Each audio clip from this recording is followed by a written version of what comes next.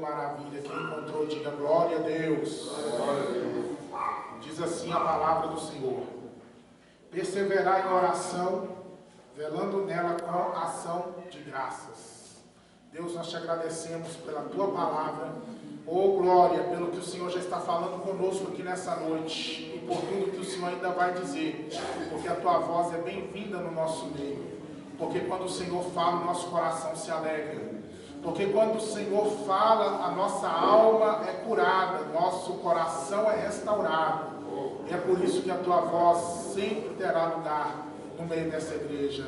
Abre o entendimento de cada um e traz a revelação em nome de Jesus. Pode sentar-se, irmãos. Dá uma salva de palmas para Jesus, bem alegre.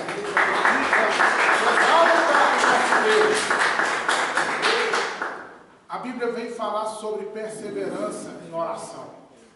Igreja, a oração é falar com Deus, é um diálogo, é uma conversa, é um relacionamento.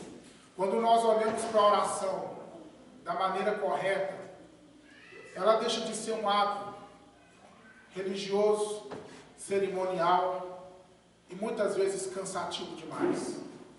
Quando nós olhamos para a oração como uma conversa com o nosso Criador, como falar com Deus e ouvir Deus falando, isso muda tudo.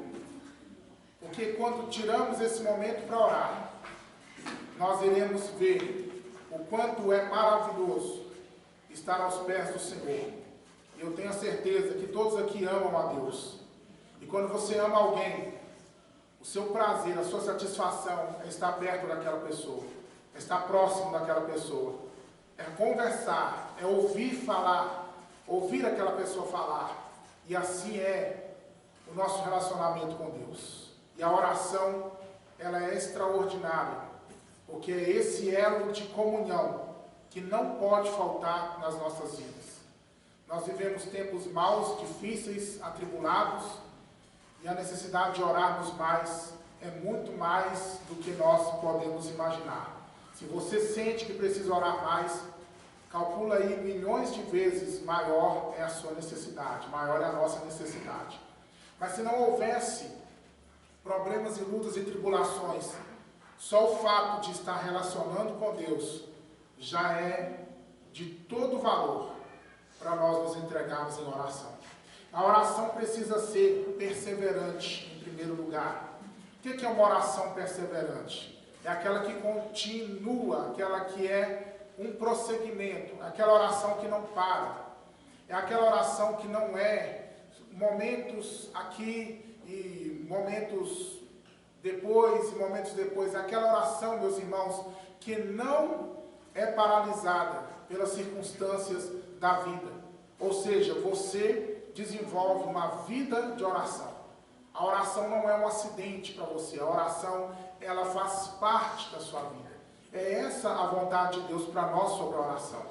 Que a oração faça parte de nós. Assim como nós respiramos, assim como nós comemos, bebemos, e isso é o nosso dia a dia, a oração precisa ser o nosso dia a dia. Claro, é importantíssimo termos horários marcados para separarmos aquele tempo especial para Deus. Mas a oração não pode ser um momento só de horas marcadas. A oração precisa ser constante, porque há momentos do nosso dia que nós não podemos falar verbalmente, nós não podemos expressar exteriormente a oração, mas isso não nos impede de estarmos orando no nosso interior, no nosso coração. Há uma bênção na oração do quarto fechado, naquela que você separa o tempo para Deus. Há uma bênção nesse tempo, mas há uma outra bênção nesse tempo de oração constante no nosso coração. O que eu percebo muito na vida de muitos cristãos, pelos reflexos e pelas caminhadas de muitas pessoas, é que muitos têm dificuldade de tirar um tempo de oração para Deus. Outros, a dificuldade deles não é exatamente tirar um tempo, até conseguem tirar um tempo, mas não conseguem ter uma oração perseverante, porque o tempo de oração deles é só aquele que é o reservado, ou em casa ou na igreja, porque quando termina aquele horário, termina-se o elo, o contato, e nós não podemos cortar esse contato, nós temos que continuar orando dentro de nós. dormir orando, amém? E acordar de madrugada orando, e levantar cedo orando no nosso coração, antes mesmo de começar a orar verbalmente. Coloca isso como propósito de vida para você. Ensina o teu coração a orar. A maioria das nossas mentes ficam vazias, cheias de pensamentos diversos, distrações, preocupações e muitas coisas que não tem nada a ver. Começa a doutrinar a sua mente, a exercitar a sua mente, o seu coração. Começa a discipliná-los para ter você uma vida de oração interna. Porque quando você tirar o tempo para orar verbalmente, vai ser só uma expressão daquilo que já vem acontecendo dentro de você. Tudo isso é prática, tudo isso é esforço. Nossa mente não quer estar no altar de Deus. Nosso coração não quer estar orando, mas ele vai ser submisso se você, se eu, colocarmos ele diante do Senhor dia após dia. Vai se tornar natural para você. Outro dia eu dizia para minha filha que eu estava andando lá em casa mesmo, passando lá numa das partes lá do terreiro de casa, e de repente eu escutei uma voz muito alta. E eu me assustei com aquela voz. Só que não era uma voz que estava vindo de fora, era uma voz que estava vindo de dentro. E era uma voz de oração. Eu escutei a minha oração dentro de mim, e estava tão alto que parecia que alguém estava orando perto de mim. Eu glorifiquei a Deus por isso, porque é maravilhoso quando você sabe que está trabalhando ali, está se movendo, às vezes até conversando com outras pessoas, mas o seu espírito está ativo, falando com Deus. E isso muda tudo na sua vida espiritual. Oração perseverante. Perseverar em oração, velando nela. O que é velar? É cuidar, é estar próximo, é estar vigilante, é estar zelando, protegendo. Então aqui diz que a nossa oração tem que ser protegida por nós. Nós temos que estar vigilantes no momento que estamos orando. Por quê? Porque haverá muitas coisas que vão surgir para nos tirar desse tempo de oração. Vai ter distrações, vai ter pessoas chamando você, pensamentos intrusivos, pensamentos invasivos. O que é pensamento intrusivo? É aquele pensamento que você não pensa constantemente, mas que está no seu subconsciente. É um pensamento de raiva, é uma lembrança negativa, é algo que você não gostaria de estar pensando, mas que em algum momento está lá dentro de você. E quando você menos imagina, aquilo surge na sua mente, você pensa, meu Deus, que pensamento é esse? São coisas que estão plantadas dentro de você e que vêm no momento da sua oração para te distrair. Mas tem o pensamento invasivo, é aquele que Satanás joga, é a seta maligna na mente, é aquela coisa que vem de fora para dentro e que distrai as pessoas no momento da oração. Por isso que muita gente começa a orar maravilhosamente bem e quando está no meio da oração está totalmente perdido. A mente está vagueando, está indo por lugares que naturalmente você nunca imaginou que estaria. Por quê? Porque existe essa questão. Pensamentos que vêm de nós, pensamentos que vêm de fora de nós, para atrapalhar a oração. Então nós temos que proteger esse momento. Proteger como? Estando alertas, cuidadosos, para que quando começar a distração dentro da gente, nós venhamos a bloquear isso em nome de Jesus. Para que nós venhamos a cortar os vínculos que podem nos distrair materialmente, fisicamente falando. Como assim? Desligar um celular, porque se você ficar com ele ligado perto de você, além da chance altíssima de ter um hacker escutando tudo que você fala, que é o que mais tem aqui em Monlevade é celular hackeado, e eles escutam o que você fala, e eles assistem você através da câmera do seu celular, se você não sabia disso, e tem muitos celulares hackeados. Então tira seu celular de perto da sua oração. E outra coisa, o celular é um chamativo para distrair você. Ele está ali perto, você vai se sentir atraído a ver a mensagem do WhatsApp. Se você postou algo no Instagram, em qualquer outro lugar, você vai ser tentado ali a ver uma curtida, enfim, alguma notícia e tantas outras coisas. Se você tirou de perto de você, você já está mais longe dessa tentação, que é uma distração da oração. Então, vai eliminando aquilo que está ao seu alcance. e aquilo que for mais forte do que você, e você percebe isso, está lutando contra a minha vida de oração, comece a clamar pela ajuda do Espírito Santo. Diga: Espírito Santo, eu não aceito que o inimigo venha me distrair. Queima esse demônio, joga por terra essa seta, esse ataque maligno, porque eu preciso orar e eu vou orar. Amém? Diga glória a Deus. Velando nela com ação de graças. Oh, aleluia. A oração precisa ser acompanhada de gratidão.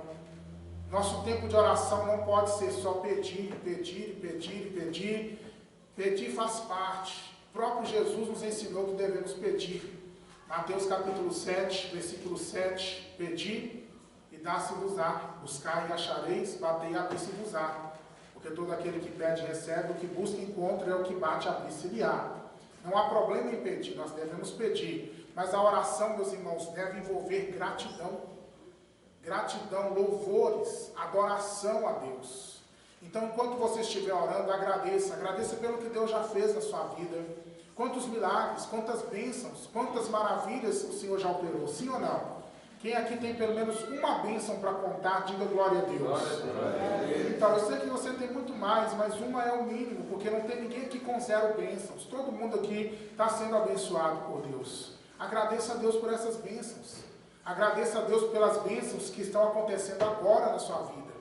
E por aquelas que você está pedindo e você ainda não recebeu, mas que o seu coração tenha certeza, como eu preguei aqui na terça-feira, tenha fé verdadeira de que vai acontecer. Quando nós vemos a palavra de Deus, no Evangelho de João, capítulo 11, a partir do versículo 41, nós vamos ver Jesus na frente da sepultura de Lázaro. E Jesus ele vai levantar uma oração muito linda, muito maravilhosa, que é um agradecimento em frente à sepultura de um dos seus melhores amigos, num ambiente onde havia pessoas tristes e um outro grupo de gente que, além de triste, estava revoltado porque Jesus não tinha curado Lázaro. Mas Jesus, no meio disso tudo que era contrário, ele vai levantar uma gratidão a Deus e vai dizer: Pai, graças eu te dou.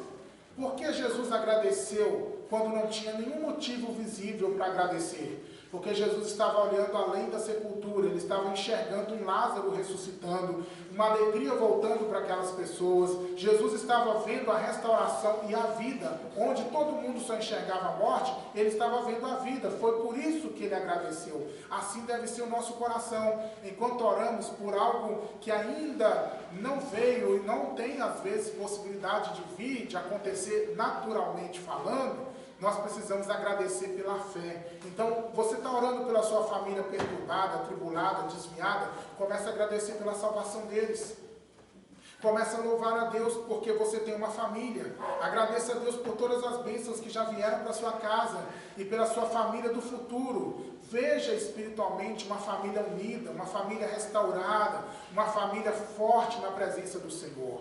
Amém? Se você está orando agora pela sua vida financeira, agradeça pelas bênçãos que já vieram, pelo sustento que Deus está te dando hoje e por aquelas grandes bênçãos que você ainda não tem em mãos.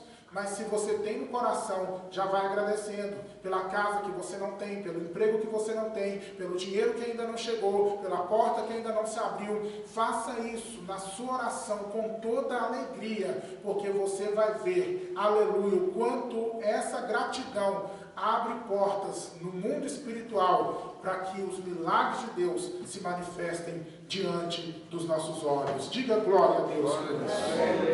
É necessário então, igreja, perseverar em oração. Nós temos vários exemplos de pessoas na Bíblia que venceram porque não desistiram. Então persevere em oração, não desiste da sua oração. Se você tem um objetivo em oração, vai nele até o fim. Até acontecer o milagre, a resposta, ou até Deus chegar e falar assim: para de orar porque eu não vou te ouvir. Amém? Fora isso, não desista da sua oração. Não desista porque você está desanimado, porque não está acontecendo nada, porque você não está sentindo nada. O nosso maior erro é viver de sentimentos. Eu não estou sentindo nada de especial, estou orando, eu não estou sentindo nada, eu não estou sentindo um arrepio, uma alegria, uma vontade de chorar, de sorrir, eu não estou sentindo nada, parece que eu estou aqui, um pedaço de pedra aqui. Meu irmão, não preocupa com isso, sentimento é sentimento, fé é outra coisa, não tem nada a ver com sentimento. Se você sentir, ótimo, é um bônus. Se você não sentir nada, continue crendo e continue orando. Amém? Nós vamos ver a palavra de Deus no Gênesis capítulo 25, versículo 21. Isaac, que era possuidor de uma grande promessa de ser pai de grande nação, porque ele trazia a promessa de Abraão sobre ele, mas Deus deu para Isaac uma esposa que era estéril, e foi Deus quem deu. Se você ler a história do encontro ou da preparação da Rebeca, a esposa do Isaac, você vai ver que Deus guiou tudo, foi Deus que preparou aquela esposa para ele, mas ela não podia ter filhos. Como assim? Deus trabalha por meios que estão além da nossa compreensão. Não era mais fácil Deus já dá para ele uma esposa capaz de gerar naturalmente? Era mais fácil, mas Deus tem hora que ele olha e fala assim: eu não vou fazer o mais fácil, eu vou fazer o mais difícil. É igual Jesus falou para o paralítico lá: o que é mais fácil? Falar, são perdoados seus pecados, ou levanta e anda? Para vocês crerem que eu sou filho de Deus, eu vou fazer o mais difícil, levanta e anda, e o homem andou. Então, Deus escolheu o mais difícil na vida de Isaac. Isaac orou 20 anos para que aquela mulher tivesse filhos. Você sabe o que é orar durante 20 anos? Ele se casou com ela, ele tinha 40. E eles foram ter os seus filhos quando ele tinha 60 anos. Está na Bíblia isso. Então, igreja, quanto tempo você está orando por uma causa? Não desista. Se Deus não mandou você parar, meu irmão, ou se você não recebeu ainda, vai nessa força. Porque eu tenho certeza absoluta que um momento desses, quando você menos imaginar, a tua resposta vai chegar para você. Diga glória a Deus, porque chega. Aleluia, sempre chega. Deus nunca deixa de responder. Nós vamos ver no primeiro livro de Samuel, capítulo 1, a oração perseverante de uma mulher chamada Ana. Ana precisava de um filho e ela vai subir ao templo do Senhor para poder falar com Deus sobre a sua luta, que além dela não ter um filho, numa sociedade onde não ter filho era uma situação muito difícil para qualquer mulher casada, e Ana passava uma humilhação dupla, porque além de ser julgada pela sociedade, ainda tinha uma segunda esposa do seu marido, e essa outra mulher tinha filhos.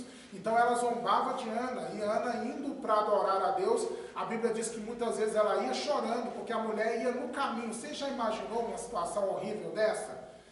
Você está no caminho do culto, da igreja, e a pessoa vindo falando na sua cabeça: cadê seu Deus, cadê sua bênção, seu caminho é em vão, e você está caminhando à toa. Eu não, eu vou e Deus me abençoa, olha quantos filhos eu tenho. Agora você, Ana, não sei o que você vai fazer na igreja todo dia, no caso deles era o templo todo ano, não sei o que você vai fazer, porque você nunca que recebe uma bênção. Era isso que ela ouvia, e ela chorava, até o dia que ela chegou no templo, e ela orou, e orou, e orou, e orou, e orou, e orou, e a Bíblia vai dizer que ela insistia e demorava-se na sua oração, a tal ponto que já não se ouvia mais a sua voz, só mexia com os seus lábios, ao ponto de ser julgada mal pelo sacerdote, considerada bêbada.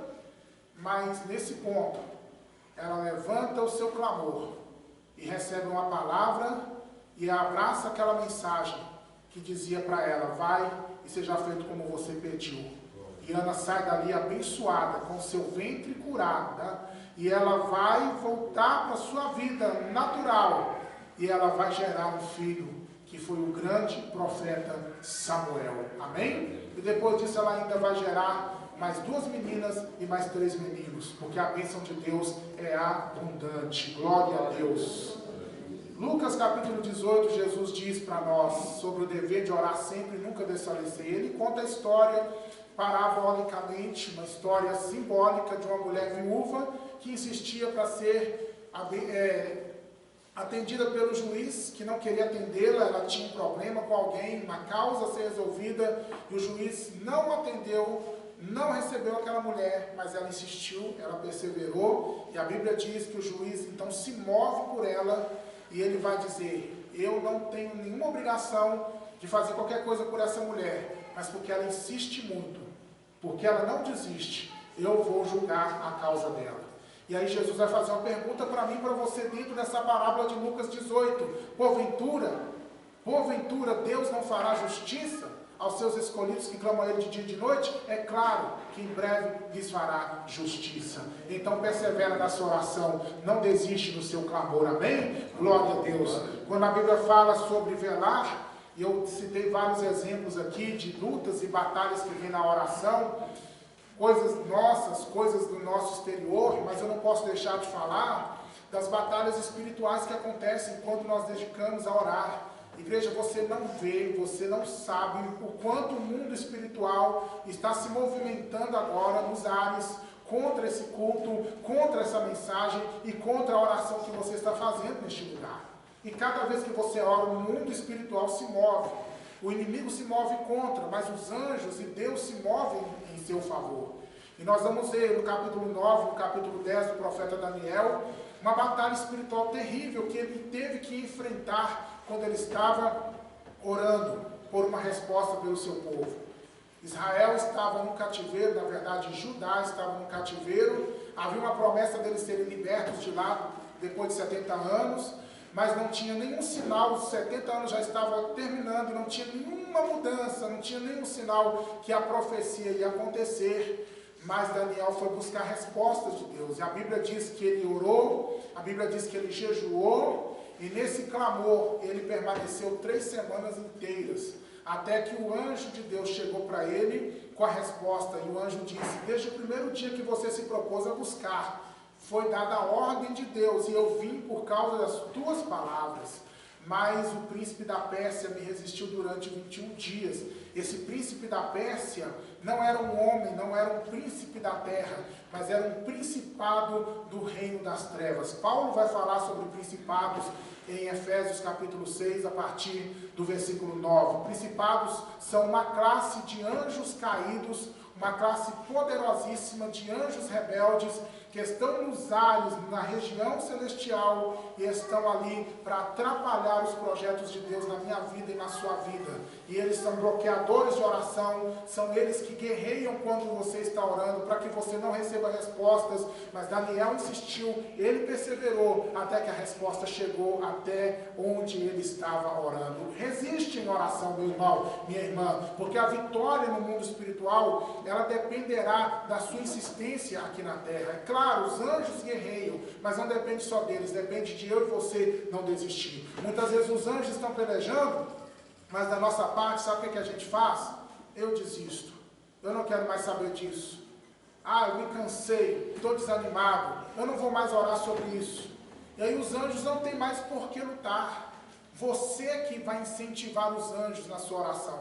Enquanto você ora, enquanto você clama a Deus, os anjos estão no mundo espiritual, recebendo incentivo. Deus está dizendo para eles: continuem, guerreiem, pelejem, porque o meu servo e a minha serva não desistem. Vocês precisam levar a bênção que eu liberei na vida, no lar e na família deles. Diga glória a Deus. Então, igreja do Senhor, perseverai, velai e adorai a Deus enquanto você ora. Amém? Fica de pé, por favor. Nós vamos entregar este momento. Que essas palavras de Deus permaneçam no seu coração. Deus não fala em vão. Há um propósito, um objetivo nessa mensagem de Deus para a tua vida. Coloque em prática. Põe a mão no seu coração, por favor. E diga comigo: Espírito de Deus, me ajuda a orar mais. Eu preciso de força, sabedoria, palavras. Me sustenta, faz queimar o meu coração de desejo de orar. Me ajuda, Senhor, me desperta nas madrugadas, para que eu me levante para buscar o Senhor. Mas não só na madrugada, em todo o tempo do meu dia. Acalma o meu coração e a minha mente. Liberta-me, Senhor, dos pensamentos intrusivos e invasivos que atormentam a minha alma e que não me dão paz para que eu possa estar orando ao Senhor. Eu preciso de paz interior para que a minha mente possa ligar com o Senhor. Eu creio que vai se ligar depois desse culto. Vai ser melhor para mim, para eu orar e buscar ao Senhor sem confusão, sem distração, sem perturbações, em nome de Jesus. Amém e amém. Deus abençoe a igreja. Aplaude e glorifica o nome do Senhor. Aplaude e glorifica a Deus. Porque Jesus é bom, Jesus é maravilhoso, Jesus é santo, Ele é fiel e verdadeiro. Amém?